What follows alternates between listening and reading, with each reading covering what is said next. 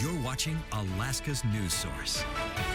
Today on the Morning Edition, a landslide in Ninilchik has closed a road near the beach. We'll share what the Department of Transportation is saying about when the road may be reopened.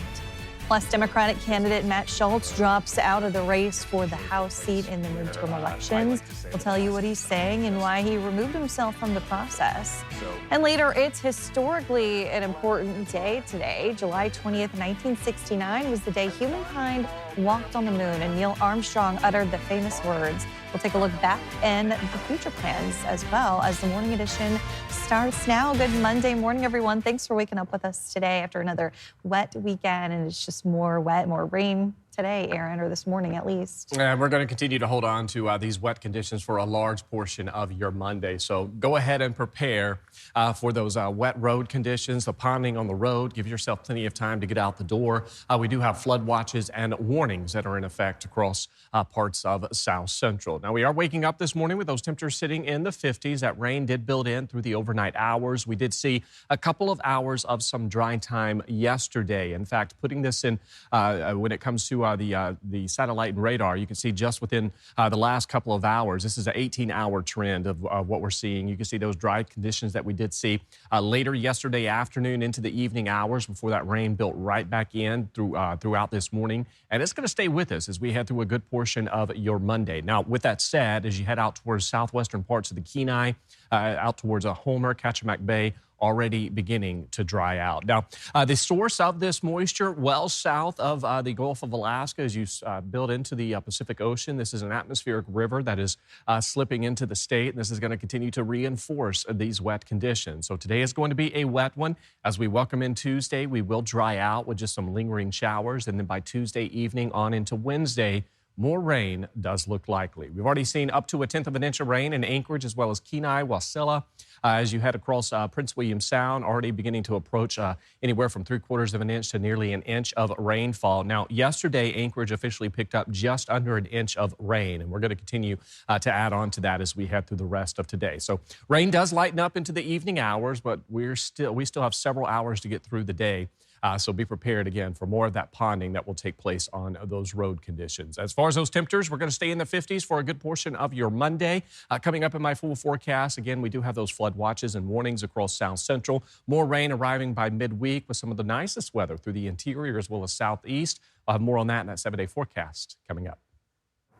The Alaska Department of Transportation says part of a road in Ninilchik is closed until further notice after a small landslide Sunday. The DOT says it received the report Sunday morning around 11:30. The debris is covering part of the road leading to Ninilchik's beach. It says the landslide was likely caused by wet weather, which weakened the hillside. Because of the continuing wet conditions, the DOT says it's not sure when the road will reopen.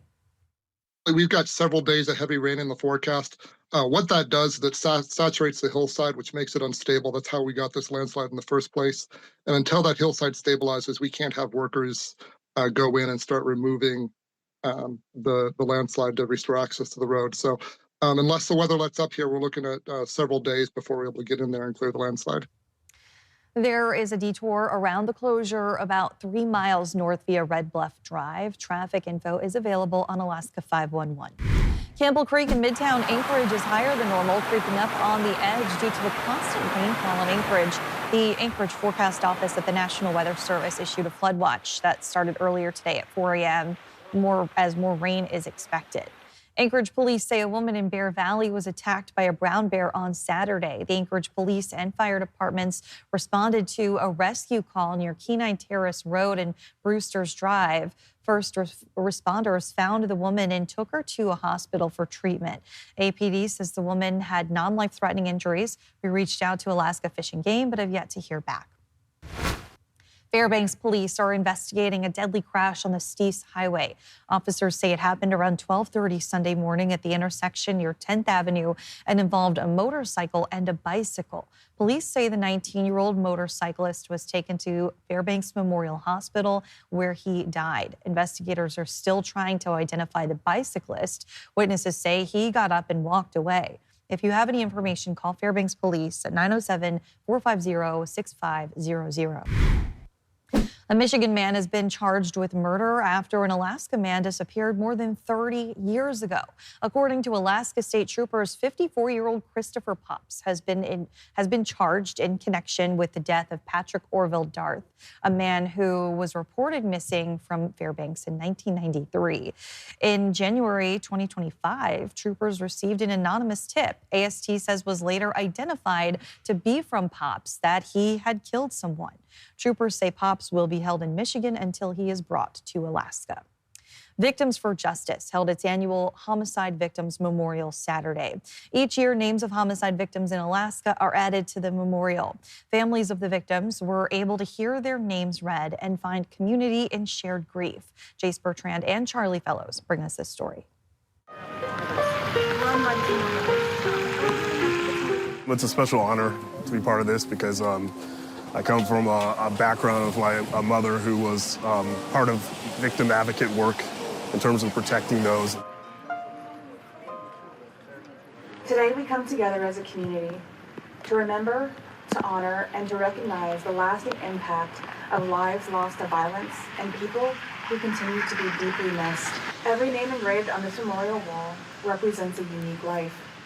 A son or a daughter, a parent, a sibling, a friend, a neighbor. Each name carries a story of love, connection, and a life that mattered deeply.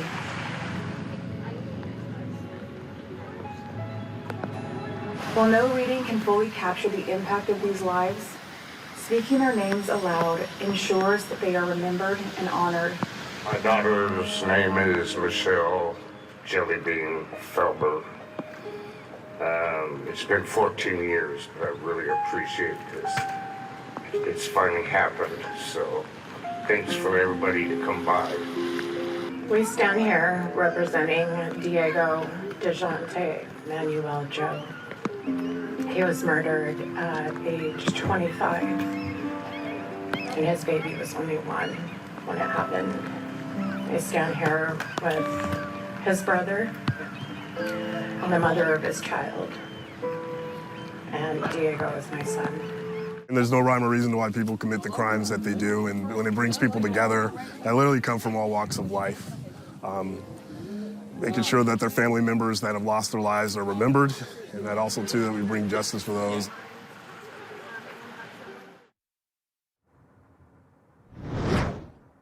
Meantime, Democratic Anchorage pastor Matt Shultz has ended his campaign. Shultz says he's grateful for the experience of running the campaign in general. He cited 2 things in his departure. Those were what he called Republican election interference and a lack of support. The NRCC, which is a national Republican organization, recently said Matt Shultz was a candidate Democratic primary voters can trust. The Hill and Shultz campaigns called that meddling. Shultz is now encouraging his supporters to back Bill Hill in November, but not in August. Here's what he had to say when asked if Hill was the right person for the job. I don't think he is, honestly. I think I am. But the way that this campaign is run is that there's simply too much outside money coming in to allow me to be a viable candidate at this time. That being the case, after the primary, he will be the only one with the money to take on Nick Begich. And Nick Begich is an absolutely disastrous choice. So I'm encouraging my supporters to vote for Bill Hill in November. Bill Hill's campaign responded to Shultz's decision to drop out with a statement reading in part, quote, Matt made a tough and selfless decision to put Alaskans first. Matt has a strong grassroots Alaskan campaign. He's made a clear case for lower costs, affordable health care, and an end to the rampant corruption in D.C. It went on to say these are the same issues I've committed to fight for in Congress. We reached out to Nick Begich's team and are awaiting a response. We've expanded coverage on our website and mobile app. The Fairbanks Borough Assembly and School District are discussing potential changes to how much money the district can save in its fund balances. Earlier this year, the borough reallocated more than $11 million in district funds. That was after determining it had exceeded the amount allowed in borough code. The district argues that borough code is too restrictive. A variety of solutions were proposed, like not counting certain funds in the balance and averaging the balance over 3 years. I think the next steps are going to be to propose those changes. And we're going to bring those forward. I'm going to do my best as presiding officer to kind of package up a few on a single agenda, if that's possible. Assembly members, for the most part, seemed receptive and engaged. And I think there were some interesting ideas offered for kind of a compromise as a potential path forward. Burgess says the school district will continue to communicate with the borough as more solution ideas are presented. Still ahead today on the Morning Edition, if you've been wondering and asking why that lane on Tudor Road is closed, without any sign of, well, anything going on, you are not alone. We went out to find out exactly why, and we'll tell you what's going on right after this.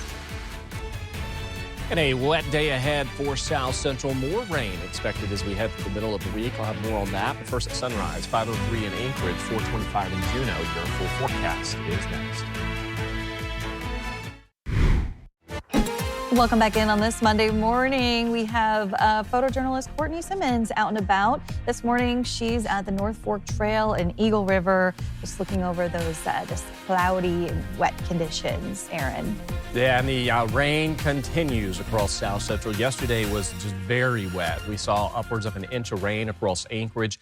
We've got flood watches and warnings in effect across South Central. We've got heat advisories as you head through the interior, as well as the Arctic plains, and another wet week looking likely for southern Alaska. Now, there is some good news as we head into the weekend. Things do look to trend on the drier and sunnier side, but we've got to get through the next couple of days. And you can see across the state, we've got those flood watches as you head across South Central. We've got wind advisories. You head out towards Delta Junction, and then from the Arctic plains out towards the Yukon Flats and eastern parts of the interior, there is a heat advisory. Now, when it comes to the flood watches across South Central, you can see it encompasses a large portion of the Kenai.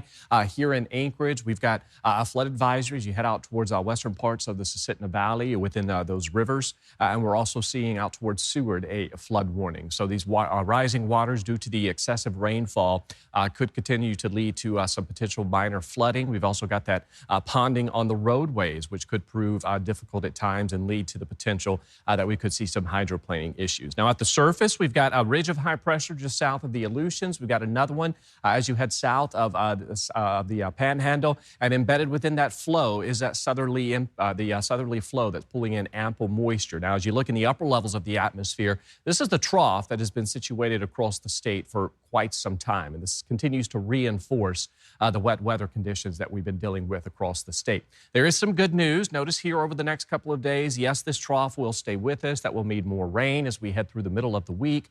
But notice as we head from Wednesday on through the close of the week, looks like this trough is finally going to get picked up and swept off towards the east, which will actually lead to much nicer weather as we welcome in the weekend. But we've got to get through the next couple of days, which is still going to be exceptionally wet. So today, it's going to continue to favor wet conditions across the region. We're going to dry out from south to north into the evening hours. Already seeing those dry conditions out towards Homer, Kachemak Bay.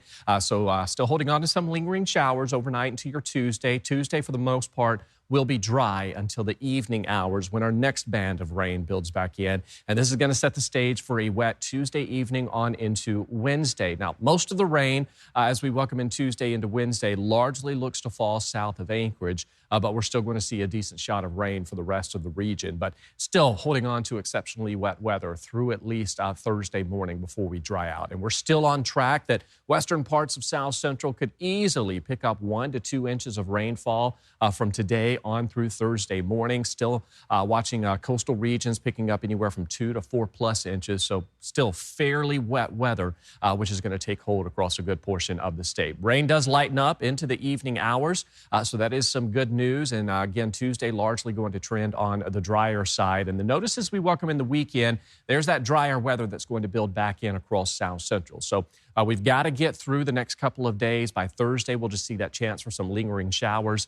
And then from Friday on into the weekend, that's where we'll see those temperatures warming into the mid to upper 60s. I can go ahead and tell you right now, Kristen, it is an exceptionally wet July. Currently looking at, I believe it's the second or third wettest stretch of weather we've seen since the start of July. Well, at least the weekend looks like it might be promising. Yeah, that's, I think everyone's going to enjoy what the weekend has to hold. All right, thanks, Aaron. Well, it's a question some Anchorage drivers have been asking for months. Why has one of two left-hand turn lanes from Tudor Road onto Minnesota Drive been blocked off since May? Lauren Maxwell went to find out. In mid-morning, it's really not a problem. Cars can easily navigate the left-hand turn onto Minnesota. It's at the end of the day when the backup starts, and it's been that way for months. And with no obvious work in progress to get the lane reopened, some drivers find the situation puzzling. But have you wondered what's going on with that? I have. Questioning why the cones are there, but more importantly, when they'll go away. Would you like to see it fixed? That'd be so cool. I want to know what they're doing. So we asked a Department of Transportation spokesperson who told us a culvert underneath the turn lane is failing. That section of the road isn't safe to drive on, but fixing it sounds like a pretty big job. It's a full replacement, so we have to remove the pavement, dig in, take that culvert out, and then replace that section. She says the work has been held up by the need for permits and funding, but now they are almost ready to go. We had to conduct some environmental assessments, which took a while. That has been concluded. And now the permits are issued, and we're requesting the funding next week. The plan is to start work in late August, and hopefully the job shouldn't take more than a week. So drivers will still have to use some patience. If all goes well, that lane should reopen sometime in September. Lauren Maxwell, Alaska's News Source. Thanks for listening to our podcast. Click subscribe so you can get the latest podcasts from Alaska's News Source automatically. And stay up to date with breaking news and in-depth reporting. Available for free 24/7 with the Alaska's News Source app.